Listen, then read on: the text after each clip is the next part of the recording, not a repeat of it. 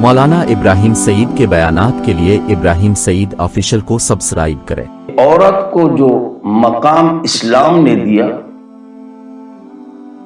وہ کسی اور ادیان میں، کسی اور مذاہب میں ان کو نہیں ملا۔ یقیناً لفظ عورت پر آپ ذرا غور کریں، آپ کو از خود اندازہ ہو جائے گا کہ دین اسلام نے ان عورتوں کو کس قدر مقام دیا۔ حالانکہ لفظ عورت دین اسلام سے پہلے کسی نے نہیں سنا، اور عورتوں کا یہ حال تھا کہ اسے نجاست کا ڈھیر اور شیطان کا نمائندہ سمجھا جاتا تھا، اور صرف دل بہلانے والا کھلونا سمجھا جاتا تھا، اور ان کی قدر زیادہ سے زیادہ اس حد تک جیسے کہ راستے میں کوئی گری پڑی چیز ہو اور اس کی جو قدر ہوتی ہے اس سے بھی ذرا کم قدر۔ قربان جاؤں دین اسلام پر کہ دین اسلام نے انہیں جو مقام دیا، معاشرے میں جو عزت دی عورتوں کو، اور یقیناً دین اسلام نے کس قدر حقوق ان عورتوں کو دیے وہ کسی اور ادیان میں سے نہیں، اور کسی اور مذاہب میں ان کو نہیں ملے۔ آپ سوچیں نا، بیٹی ہیں تو یہ رحمت ہیں، اگر بہن ہیں تو یہ عزت ہیں، اگر بیوی ہیں تو یہ پردہ اور سکون ہیں، اگر ماں ہیں تو یہ جنت ہیں۔ اب بیٹی والا مقام ان کو دیا تو اسلام نے دیا، بہن جیسا خطاب اگر دیا تو اسلام نے دیا، بیوی جیسا لقب اگر کسی نے دیا تو اسلام نے دیا، اور ماں جیسا اعزاز اگر کسی نے دیا تو اسلام نے دیا۔ لیکن آج کل ہمارے جو روشن خیال لوگ ہیں نا، جو آئے روز مولویوں پر اور دین اسلام پر تنقید کرتے رہتے ہیں اور ان عورتوں کو ورغلانے کے لیے جھوٹے نعرے لگواتے ہیں آزادی کے، اور ان عورتوں کو ورغلاتے رہتے ہیں مولویوں کے خلاف، دین اسلام کے خلاف، اور ان عورتوں کے سامنے یہی الفاظ ان کے ہوتے ہیں کہ ان مولویوں نے ان عورتوں سے جینے کا حق چھین لیا۔ میں ان روشن خیالوں سے یہی کہوں گا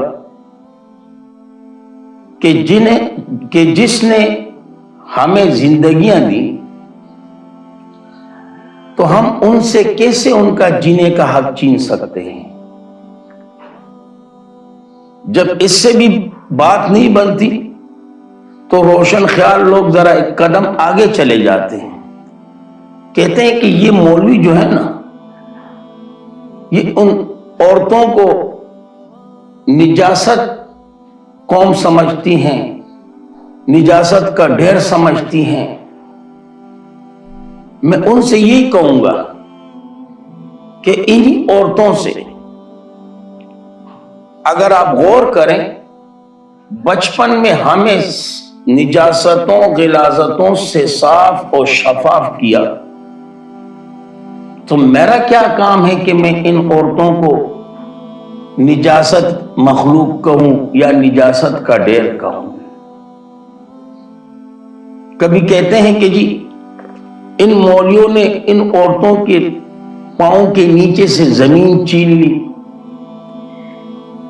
ارے بابا، جس نے مجھے بچپن میں انگلی پکڑ کے زمین پر چلنا سکھایا، میرا کیا کام ہے کہ میں ان کے پاؤں کے تلے سے زمین چھین لوں؟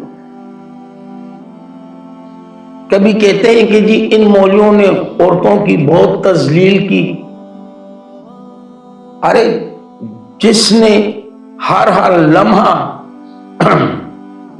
ہر ساتھ مجھے اپنی دعاؤں میں یاد رکھا، میرا کیا کام ہے کہ میں ان کی تذلیل کروں؟ میرا کام کیا ہے؟ یہ صرف ورغلانے کی باتیں ہیں، بڑکانے کی باتیں ہیں، تاکہ یہ ہماری جو مائیں بہنیں ہیں نا، ان مولویوں کے خلاف ہو جائیں، دین اسلام کے خلاف ہو جائیں، اور ان کے سامنے صرف آزادی کا نعرہ جو جھوٹا نعرہ ہے. یقین جانے جو حق دین اسلام نے عورتوں کو دیا ہے، میں سمجھتا ہوں کہ ایسا کوئی اور نہیں ہو سکتا کہ ان کو وہ حقوق دے. حالانکہ دین اسلام نے عورتوں کو گھر کی ملکہ بنا دیا، اور یقیناً بیٹی جیسا لقب، بہن جیسا خطاب، بیوی جیسا لقب، ماں جیسا اعزاز ان کو دیا. اور یقیناً ان چاروں میں جب یہ عورت رہتی ہے نا، تو اس کی جو عزت ہے وہ محفوظ رہتی ہے. بیٹی ہو تب بھی صحیح، بہن ہو تب بھی صحیح، اسی طرح بیوی ہو تب بھی صحیح، ماں ہو تب بھی صحیح. لیکن ان چار رشتوں سے باہر جو پانچواں رشتہ ہے نا، جسے آج کل کے معاشرے میں جو گرل فرینڈ وغیرہ کہا جاتا ہے، یہ تباہی والا راستہ ہے، تباہی والا. یہ ان عورتوں کو اس زمانے جاہلیت کی طرف دوبارہ لے کے جانے والا راستہ ہے. صرف دل بہلانے والی چیز، دل کو بہلانے والا کھلونا ان کو سمجھا جا رہا ہے، اور ان کو دوبارہ اس مقام پہ کھڑا کیا جا رہا ہے. تو یاد رکھیں میرے ماؤں بہنوں، یہ ذہن میں رکھنا ہے، اسلام کی قدر کرنا ہے، اسلام کی عزت کرنی ہے. کیونکہ جو مقام آپ کو اسلام نے دیا، جو حقوق آپ کو اسلام نے دیے، یہ حقوق، یہ آزاد روشن خیال جو طبقہ ہے نا، یہ آپ کو نہیں دے سکتا. ان کا مشن صرف یہ ہے کہ اس معاشرے کے اندر بے حیائی پھیل جائے. ان کا مشن یہی ہے کہ آپ کو دوبارہ اس مقام تک پہنچائے جو اسلام آنے سے قبل جس مقام پر آپ تھے. یعنی صرف آپ کو کھلونا سمجھا جائے، پیسے کمانے کی مشین سمجھا جائے، آپ کے ذریعے پیسے کمائیں. ان کا یہی مقصد ہے. اور یاد رکھیں، جب آپ اسلام کے دائرے میں رہو گی، اسلام کی پابند رہو گی، تو یقیناً اسلام نے آپ کو جو مقام دیا، اسلام نے آپ کو معاشرے میں جو عزت دی، یقیناً اس مقام میں اللہ مزید اضافہ کرے گا، اس معاشرے میں اللہ مزید اضافہ کرے گا. ہمارے بہت بڑے بزرگ، بہت بڑے عالم مولانا ہزاروی سے رحمہ اللہ، جو مفتی محمود رحمہ اللہ کے ہم سفر بھی تھے اور ان کی جماعت کے خاص فرد بھی تھے. ایک مرتبہ اسمبلی میں ایک عورت کھڑی ہو گئی جو کہ MNA تھی. عورتوں کے مقام پر گفتگو چلی. ان کی زبان پر ایک ہی نعرہ تھا کہ جی مرد اور عورت برابر، مرد اور عورت برابر، مرد اور عورت برابر، دونوں ایک دوسرے کے شانہ بشانہ ہونے چاہیے، یہ ہوگا فلاں ہوگا فلاں ہوگا. بڑی دعادار تقریر، اور ہر لفظ کے بعد مرد اور عورت برابر، مرد اور عورت برابر، مرد اور عورت برابر، یہی ان کا نعرہ تھا. اب جیسے ہی وہ عورت بیٹھ گئی تو مولانا ہزاروی سے رحمہ اللہ کھڑے ہو گئے. انہوں نے کہا محترمہ، آپ نے بڑی دعادار تقریر کی، بڑی گرم اور جذباتی تقریر کی، لیکن آپ کے ہر لفظ کے بعد یہی ایک لفظ ہوتا تھا کہ مرد اور عورت دونوں برابر. آپ کا کیا خیال ہے کہ دونوں برابر ہیں؟ کہا ہاں. اب جیسے انہوں نے ہاں کیا تو مولانا ہزاروی نے فوراً اپنی قمیص اتار دی. کہا چل آپ بھی اتارے قمیص. وہ چپ کے بیٹھ گئی. کا خدا کی بندی، مرد اور عورت کہاں برابر ہو سکتے ہیں؟ جب اللہ نے برابر نہیں کی تو آپ کیسے برابر کر سکتے ہیں؟ عورتوں کو اللہ نے مقام دیا ہے، عورتوں کو اللہ نے ایک عزت دی ہے۔ آپ سوچیں نا، بیٹی والا لقب کو دیکھیں، بہن والی عزت کو دیکھیں، بیوی والے خطاب کو دیکھیں، ماں والے اعزاز کو دیکھیں، یہ آپ کو کس نے دی؟ یہ آپ کو کس نے دی؟ یہ جو آزادی کے نعرے لگوا رہے نا آپ کے حق میں، ذرا ان سے جا کے پوچھیں ان کے ہاں یہ اعزاز، یہ القاب وغیرہ موجود ہیں؟ ان کے ہاں یہ تمیز بھی تو ختم ہو چکی ہے کہ بیٹی کیا ہوتی ہیں، بہن کیا ہیں، بیوی کیا ہیں، ماں کیا ہیں۔ ان کے ہاں تو یہ تمیز بھی ختم، ان کے ہاں یہ رشتے بھی نہیں۔ میں اگر یہ کہوں کہ ان کی مثال جو ہے نا جانوروں سے بھی بدتر ہے، نہ بہن کی تمیز ہے، نہ بیٹی کی کوئی عزت ہے، نہ بیوی کا کوئی خیال ہے، نہ ماں کے مقام کا کوئی قدر ہے، بس جو بھی سامنے آ گیا بس جانوروں والی مثال ہے، جانوروں والی مثال۔ تو خدا را ان جھوٹوں نعروں میں نہ آئیں، یہ صرف فریب کے نعرے ہیں۔ آپ کو دوبارہ اس مقام تک پہنچانے کے لیے یہ سازشیں ہو رہی ہیں۔ آپ کو چاہیے اب دین اسلام کی طرف آئیں، دین اسلام اور قرآن کی جو رسی ہے نا اس کو مضبوطی کے ساتھ تھامیں، اور یقیناً اسی میں آپ لوگوں کی بھلائی ہے، اسی میں آپ لوگوں کی عزت ہے، اسی میں آپ لوگوں کی قدر ہے۔ اکثر کہتے ہیں نا کہ عجیب معاملہ ہے کہ دیکھیں جی مرد باہر نکل رہا ہے، کمانے کے لیے جا رہا ہے، یہ کر رہا ہے، عورت کو چار دیواری کے اندر۔ ارے بابا یقین جانے عورت جو ہے نا گھر کی چار دیواری کے اندر ملکہ ہے، اور ان کی جو عزت ہے نا وہ گھر کی چار دیواری کے اندر محفوظ ہے۔ اب بیچارہ پورا دن مرد ادھر ادھر بھاگ رہا ہے، بھاگ دوڑ کر رہا ہے، جو بھی کما رہا ہے رات کو آ کے اسی عورت کے ہاتھ میں رکھ دیتا ہے۔ اس سے بڑی عزت اور کیا ہے؟ کبھی یہ وسوسے سامنے آتے ہیں کہ عجیب معاملہ ہے، عورتوں کو کہا جا رہا ہے کہ جی خاوندوں کی اطاعت کریں، خاوندوں کی تابعداری کریں، خاوندوں کا حکم مانیں، ہاں یہی کہا جا رہا ہے۔ ارے چلو ہم مانتے ہیں، لیکن آپ ذرا یہ بھی سوچیں نا کہ اسی خاوند سے آپ کے کتنے بچے ہیں، 2 یا 3 یا 4 یا 5۔ آپ کو ایک ہی خاوند کی تابعداری کا حکم مل رہا ہے، جب وہ بچے آ جاتے ہیں ان کو آپ کی تابعداری کا حکم ملتا ہے۔ آپ ایک کی تابعداری کر رہے ہو، وہ 5 آپ کی تابعداری کر رہے ہیں۔ یہاں یہ بھی تو سوچیں، کبھی حصوں پر، میراث کے حصوں پر ان کو بڑکایا جاتا ہے کہ دیکھیں جی اسلام کو اور عورت صنف نازک ہیں، ان کا حصہ جو ہے لڑکوں کے حصے سے کم ہے، 2 بہنیں 1 بھائی یہ برابر ہیں۔ ارے بابا آپ سمجھ نہیں پا رہے۔ یقیناً عورت کو اگر ایک حصہ باپ کی جائیداد میں مل رہا ہے تو دوسرا حصہ خاوند کی جائیداد میں بھی مل رہا ہے، اور اسی طرح عورت کو جو حصہ دیا جا رہا ہے باپ کی میراث میں یا خاوند کی میراث میں، تو عورت کا خرچہ کیا ہے؟ اس کا علاج معالجہ، اس کا نان و نفقہ، ان کا رہنا سہنا یہ خاوند کی ذمہ داری ہے۔ اس پہ خرچہ کیا ہے؟ وہ تو ساری بچت ہی بچت ہے۔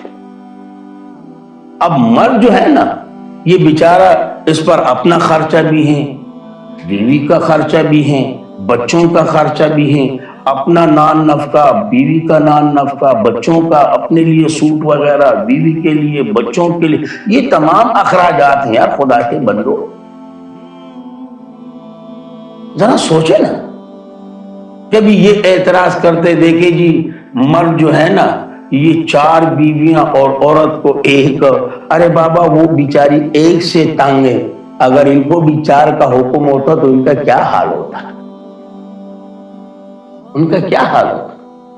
وہ ایک نوجوان تبلیغ پہ گیا تھا نا، اب لازمی بات ہے جب تبلیغ سے انسان نیا نیا آ جائے تو ذرا موڈ میں بھی ہوتا ہے، اور بیٹری جو ہوتی ہے وہ فل چارج ہوتی ہے، اب وہ آیا، فضائل اعمال اٹھایا، بس تھوڑی سی بات کی، ابا کو ابا اگر یہ عمل کرو گے جنت میں اتنے حوریں ہوگی، یہ ہوگا وہ ہوگا، روزانہ یہ مانگ۔ ایک دن اماں نے کہا کمبخت، روز فضائل اعمال اٹھا کے پڑھتا رہتا ہے، ابا کو مخاطب کر کے کہتا ہے اتنے حوریں ہیں، یہ ہیں وہ ہیں، میرے لیے بھی کچھ ہے یا نہیں؟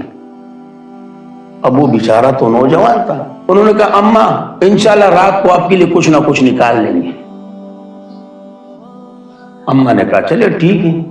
رات کو جب وہ اپنی جاب وغیرہ سے آیا، روٹی وغیرہ کھانے کے بعد گھر والوں کو بٹھایا، فضائل اعمال اٹھایا، پڑھنا شروع کیا۔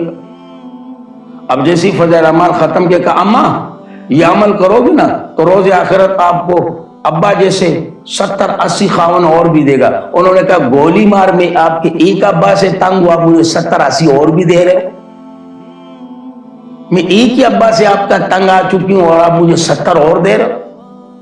تو یاد رکھیں خدا را، یہ ایسے لوگوں کی باتیں ہیں، یہ جو آزادی کے نعرے لگوا رہے ہیں نا، یہ لوگوں کے ذہنوں میں یہ وسوسے ڈال رہے ہیں، یہ غلط خیالات ڈال رہے ہیں، کبھی ایک وہم، کبھی ایک قسم کا سوال تو کبھی دوسرا قسم کا وسوسہ۔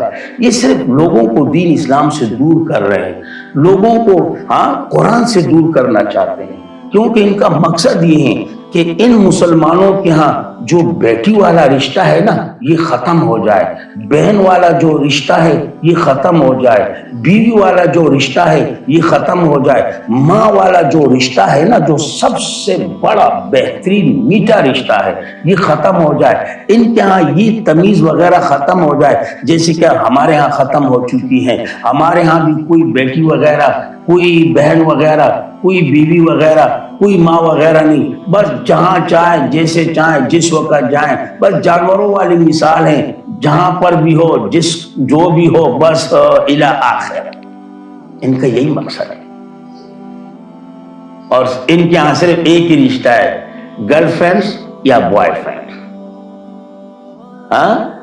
جو بھی آئے بس وہ آپ کا، لا حول ولا قوت الا باللہ۔